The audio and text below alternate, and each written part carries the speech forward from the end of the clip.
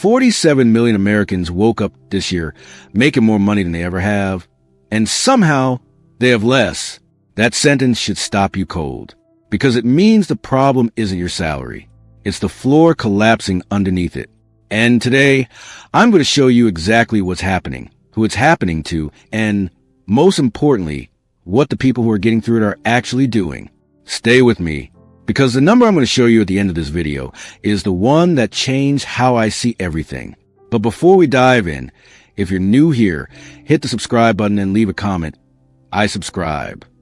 And I'll personally welcome you into the family. With that said, let's get started. Section 1. The Invisible Squeeze. Let me introduce you to Linda Hargrove, 61 years old, registered nurse, Dayton, Ohio, 34 years of 12-hour shifts, 2 kids through college, mortgage paid on time, every single month. In 2019, Linda's household income was $78,000. She described herself as solidly middle class, comfortable, not rich, stable, not secure, but solid. By 2024, her income went up $4,000. Her grocery bill went up $7,200. Her adjusted rate mortgage reset higher, and her net monthly surplus? Gone. Completely gone. She told me she now stands in the cereal aisle for 3 full minutes deciding which box to buy. 3 minutes. Because the wrong choice means something else doesn't get paid. Linda is not irresponsible. Linda is not lazy. Linda is the American dream, and the American dream is eating itself.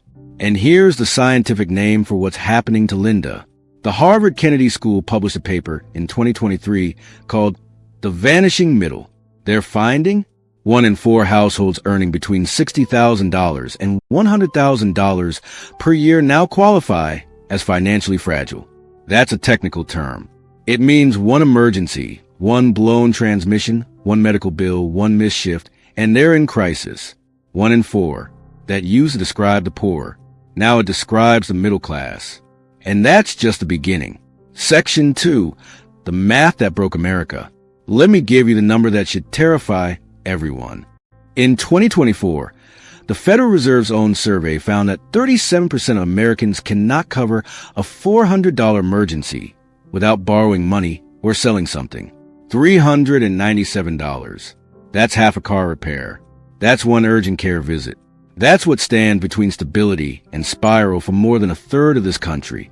But here's what that number doesn't capture. In 1971, a single factory worker, not 2 incomes, 1, could buy a house, raise 3 kids, and send one of them to college. Today, 2 college-educated professionals in the same city often can't afford a 2-bedroom apartment. That's not a recession. That's not a pandemic hangover. That is a structural collapse of the economic floor that held up American life for 50 years. And it didn't happen by accident. Section 3, where the jobs went. Now I want to talk about Marcus Williams, 54 years old, former General Motors assembly worker, Flint, Michigan, 22 years on the line. Good pay, good benefits, good pension, or so he thought. He took a buyout in 2019 when the plant restructured. He thought he was set. He wasn't. His pension, fixed in dollar terms, lost 18% of its purchasing power between 2020 and 2024. He tried going back to work at 52. The only comparable paying jobs required certifications he didn't have and couldn't afford to get. He works nights now. Security guard. Guards buildings. He told me, I guard buildings that used to employ people like me. That line should be in a history book, because Marcus isn't a cautionary tale about individual failure. He's the statistical majority. The Bureau of Labor Statistics tracks manufacturing employment going back decades. In 1979, America had 19.5 million manufacturing jobs. By 2024, 12.8 million. That's 6.7 million jobs. Vanished. And the jobs that replaced them? The Economic Policy Institute found they paid 23% less on average. So we didn't just lose jobs.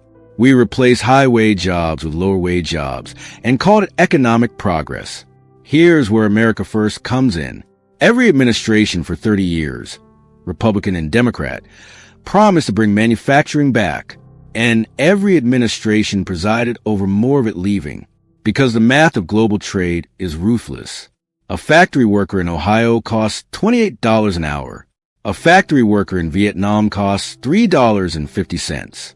And the company that chooses Ohio loses to the company that chose Vietnam every time, unless someone changes the rules.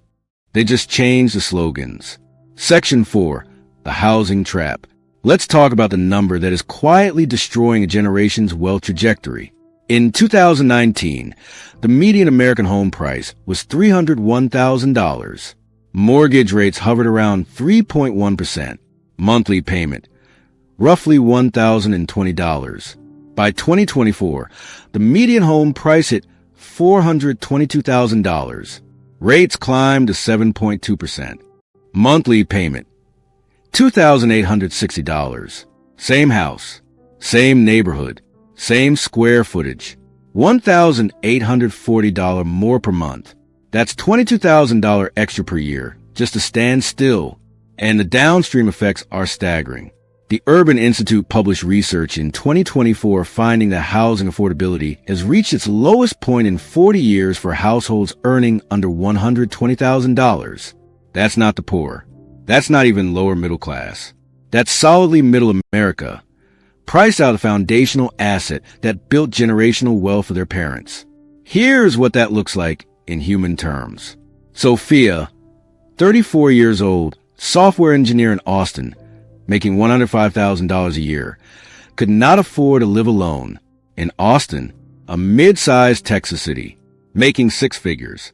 She was spending 52% of her take-home pay on rent, which financial advisors call cost burden.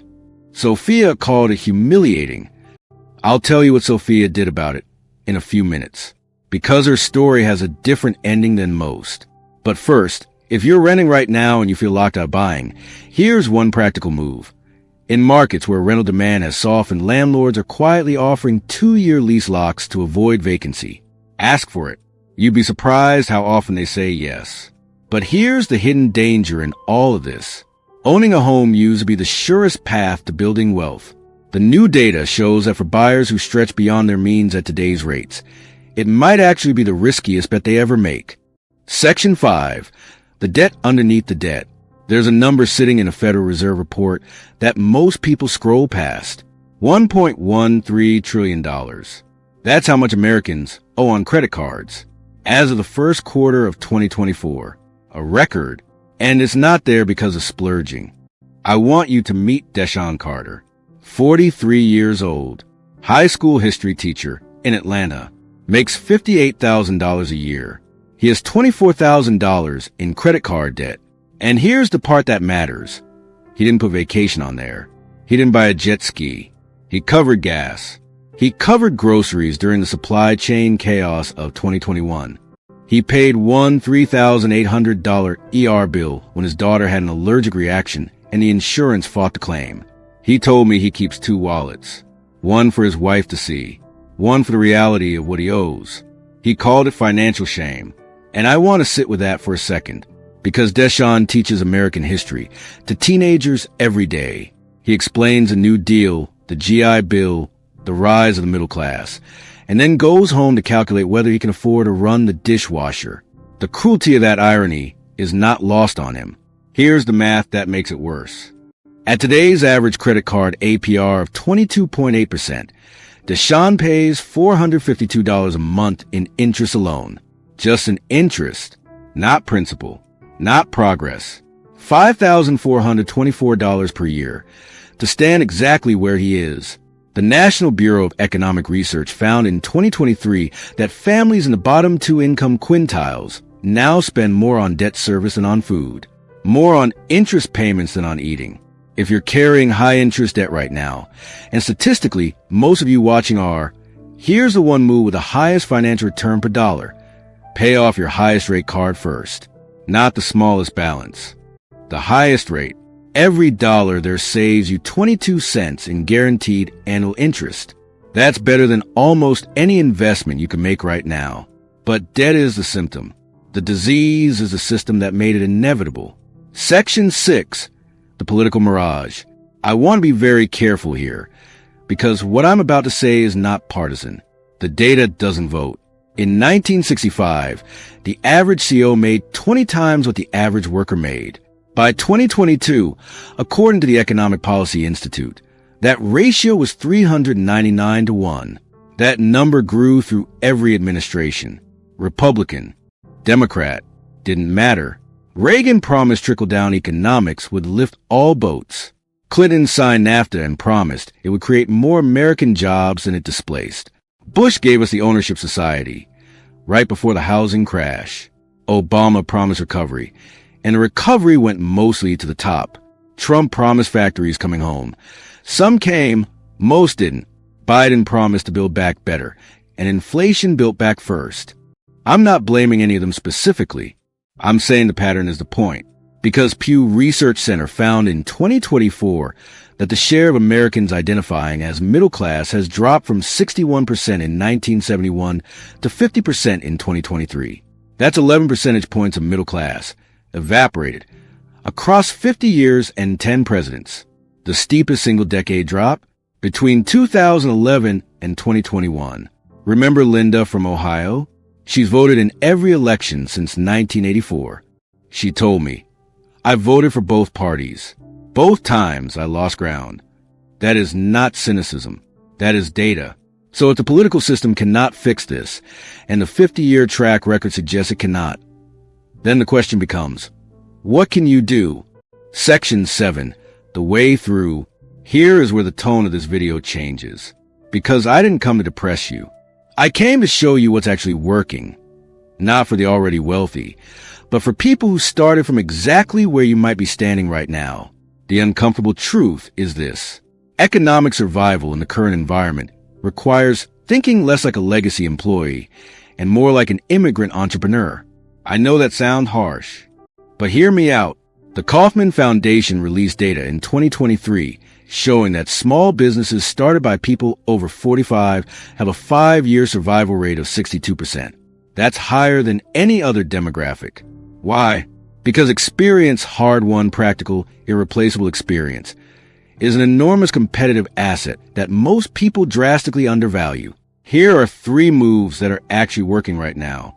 Move 1, skill arbitrage. Every person watching this has a skill that is common in their immediate world and scarce somewhere else. The internet collapsed geography. A bookkeeper in rural Ohio can now charge San Francisco rates. A retired HR manager can consult for startups globally. The first step is asking, what do I know how to do that someone would pay $50 an hour for? Start there. Not a business plan, not a website, just that one question. Move 2, geographic flexibility. Remote work has created what economists call geo-arbitrage, earning in one economic zone, living in another. About 14% of American workers now do this. The median savings for someone who keeps a coastal salary and moves to a mid-tier city? $18,000 per year, just from the address change. Sophia, our Austin software engineer, did exactly this. She moved to Tucson, kept her job, cut her housing costs by $1,400 a month, started investing the difference. She told me, in 2 years, I went from broke to building. Same job, different zip code, completely different financial trajectory. Move 3, asset diversification the right way. The new middle-class wealth won't be built entirely in real estate. Between 2019 and 2023, index fund ownership among households earning $50,000 to $80,000 grew by 34%. That's not rich people. That's regular people deciding that waiting for the housing market to become affordable again was less useful than building a parallel wealth track in the meantime. Section 8, the wild card nobody's ready for. Now I need to tell you about the thing that changes everything. And it's already here. McKinsey Global Institute, 2023. Up to 12 million Americans may need to switch occupations by 2030 due to artificial intelligence automation. The hardest hit jobs? Mid-skill, mid-wage, the jobs that define the middle class. Paralegals, bookkeepers, graphic designers, data analysts, customer service managers, medical billing specialists. Not the top, not the bottom, the middle. And here's what that means in practice. The middle class, already shrinking, is about to face a structural shock unlike anything since the offshoring of manufacturing in the 1990s.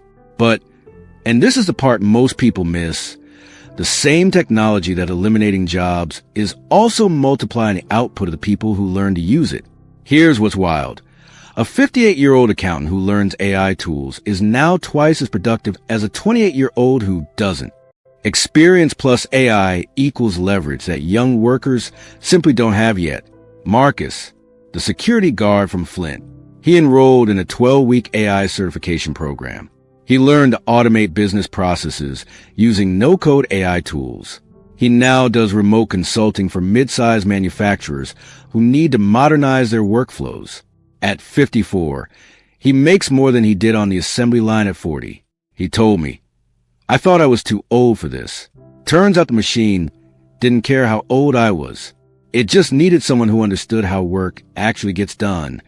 The 3 AI skills with the highest income per hour return right now: business process automation, AI-assisted content creation, and intelligent bookkeeping. All learnable, all in demand, all accessible in under 90 days of focused effort.